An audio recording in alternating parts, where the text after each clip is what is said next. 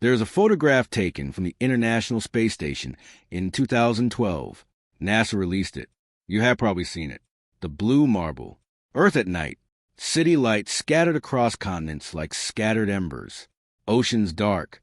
And what fills the spaces between? Green. Broad, dense, unbroken green across the northern latitudes. The equatorial belt.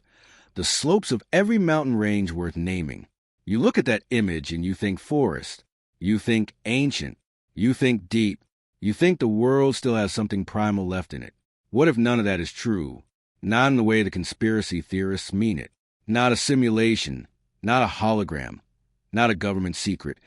Something more disturbing than any of those, because it has a paper trail. Because economists and foresters and timber lobbyists signed their names to it.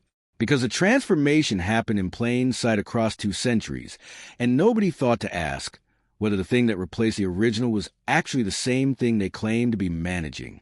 The oldest living tree we have confirmed is a bristlecone pine in the White Mountains of California. It is approximately 5,000 years old. The Romans were building roads when it germinated. Messini was still standing. Written language was new. That tree existed before the concept of a forest as an economic resource had entered any human mind anywhere on Earth. Here is what we know about what existed before the timber economy. European oak forests before the medieval period grew trees with trunk diameters exceeding 2 m. A single tree of that size represents 300 to 500 years of uninterrupted growth. The cathedral builders of the 12th and 13th centuries stripped those trees from entire river valleys to float them downstream to construction sites. What replaced them was not nothing. Replacement trees grew, but they were 100 years old where the originals were 400, 50 years old where the originals were 300.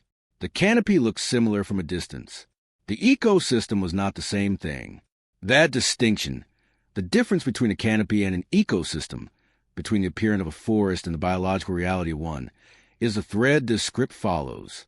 Because once you pull it, everything you think you know about how much natural world remains starts to unravel. The formal history of industrial forestry begins in Germany in the late 18th century. A Prussian mining official named Hans Karl von Karowitz published a treatise in 1713 arguing that timber harvesting should not exceed timber regrowth. He called this Nachhaltigkeit, sustainability. The word entered the English language through forestry before it entered environmentalism by more than 2 centuries. Von Karowitz was not an ecologist. He was an economist worried about the silver mines of Saxony running out of the wood they needed for pit props and smelting fuel. The concept he invented solved an industrial problem. It did not preserve forests. It replaced them with something that could be managed like a crop. The German state forests that emerged from his philosophy were geometric, rows of a single species planted at intervals calculated to maximize timber yield per hectare per decade. The natural German forest had contained oak, beech, hornbeam, lime, wild service tree, field maple, dozens of species at varying ages covering irregular terrain that no surveyor had ever formally classified. The managed German forest contained Norway's spruce and rose. This model was not controversial among the economists and administrators who built the 19th century world. It was celebrated. Ford Pinchot, the American who became the first chief of the U.S. Forest Service in 1905 under Theodore Roosevelt, trained in those German state forests. He brought the model back. The national forest system he built was not designed to preserve ancient growth. It was designed to prevent monopolization of timber supply, manage cutting rather than unmanaged cutting. The alternative was not no cutting. The alternative was the timber barons taking everything without supervision. Pinchot said this explicitly. He wrote that the object of forestry was not to preserve the forest for their own sake, but to produce the largest amount of whatever crop was most needed in the long run. The word he used was crop. Forests were crops. The mountains of the American West were farms. The fact that they contained organisms that had been alive since before Columbus arrived was an accounting detail, not a moral consideration. What followed from that logic is measurable. The United States had approximately 1 billion acres of old-growth forest when Europeans arrived. Today, the estimate is somewhere between 5 and 8 million acres, less than 1% of the original. The rest was cut. What grew back, what the Forest Service calls forest, what the satellite images show as green, is second growth, third growth. In many places of the Pacific Northwest, fourth growth rotations have already begun. A second growth, Douglas first, and in Oregon is not the same biological entity as the old growth forest. It replaced the old growth, contained trees that were 800 years old. Their canopies were uneven, broken by centuries of individual tree death and regrowth, which created vertical complexity. Fallen logs in various stages of decay across the forest floor supported thousands of invertebrate species. The mycorrhizal networks connecting tree roots through fungal threads extended across entire hillsides, transferring carbon and water between trees, a communication and resource-sharing system that takes centuries to develop fully. None of that infrastructure exists in a 50-year rotation plantation. The canopy is there. The green is there. The ancient biological machinery underneath, it is not. The economists who designed this system did not believe they were lying. They were applying the best framework they had, which was a framework of agriculture. A forest is a slow farm. You plant, you wait, you harvest, you plant again. The fact that the waiting period is 50 years instead of one growing season is a logistical complication, not a categorical difference. From this perspective, the managed forests of the modern world are forests in exactly the same sense that a wheat field is a grassland. That is the argument. That is the one nobody states plainly because it destroys the entire public justification for the regulatory framework around timber harvesting. If what you are managing is not a forest, but a tree plantation with a long rotation cycle, then the conservation laws protecting forests do not apply to it in any meaningful biological sense. And if those laws do not apply, then the public land designations that restrict development and mining and other extractive industries in forested zones are based on a categorical error. The green on the map is not what the law was written to protect, but it is what the industry points to when it argues that forests are being sustainably managed. This matters economically in ways that have nothing to do with ecology. The global timber industry generates approximately $600 billion in annual revenue. The carbon credit markets built on forest coverage assume that the trees being counted are equivalent to old growth in their carbon sequestration capacity. They are not. A 50-year Douglas fir stores a fraction of the carbon held by an 800-year tree. But in the accounting systems that determine carbon credit valuations, a hectare of certified managed forest counts as a hectare of forest.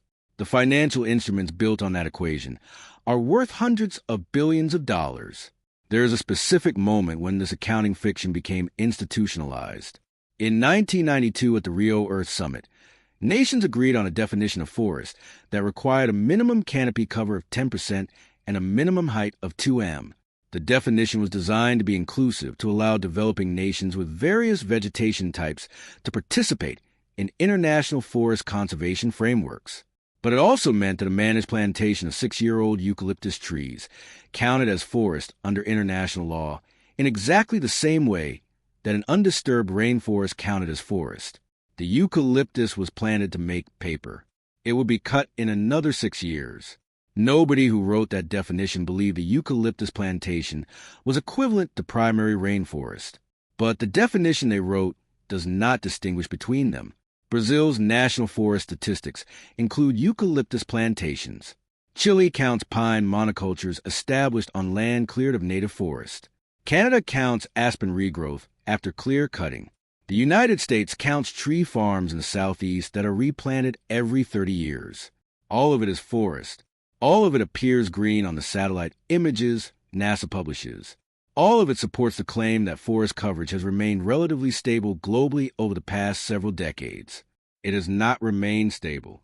What has remained stable is the appearance of coverage, which is not the same thing. The researchers who study this are not fringe voices. A 2015 study in Science found that the Earth has approximately 3 trillion trees. That number received enormous attention because it was larger than previous estimates. What received less attention was the study's finding that tree density had declined by 46% since the start of human civilization, not since industrialization. Since the beginning of agriculture 10,000 years ago, nearly half of all the trees that existed when humans started farming are gone. The 3 trillion number is what is left after a 10,000-year extraction. And within that remaining total, The proportion of old, complex, ecologically intact forests continues to decline. A 2020 paper in Science Advances found that only about 3% of Earth's land surface could be classified as ecologically intact, meaning it retained its full complement of native species at historically appropriate population densities and had experienced negligible human influence 3%. The rest has been altered, simplified, or replaced. The most honest framing of the situation comes not from environmentalists, but from the economists who designed the system.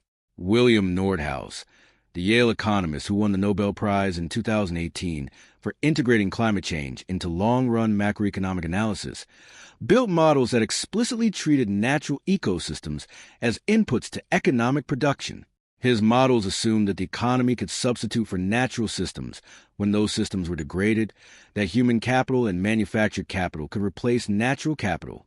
Those assumptions were contested by other economists from the beginning, but they became the foundation of the policy frameworks that governed forest management for most of the 20th century. The substitution assumption is the central intellectual error. It says that a managed plantation substitutes for an old-growth forest in the same way that a steel bridge substitutes for a wooden one. Same function, different material. The biological evidence says this is false. The functions performed by an ecologically intact forest include water filtration across entire watersheds, soil formation across geological timescales, carbon sequestration in forms that persist for centuries, temperature regulation through transpiration and canopy shading, habitat for species whose ecosystem services we depend on and largely cannot enumerate. None of these functions are performed equivalently by a plantation. Many of them are not performed at all. When you fly over the Pacific Northwest, you see green. You see what looks like forest. What you are actually seeing is the third or fourth generation of a tree crop planted on ground where the original forest stood. The ground itself has changed.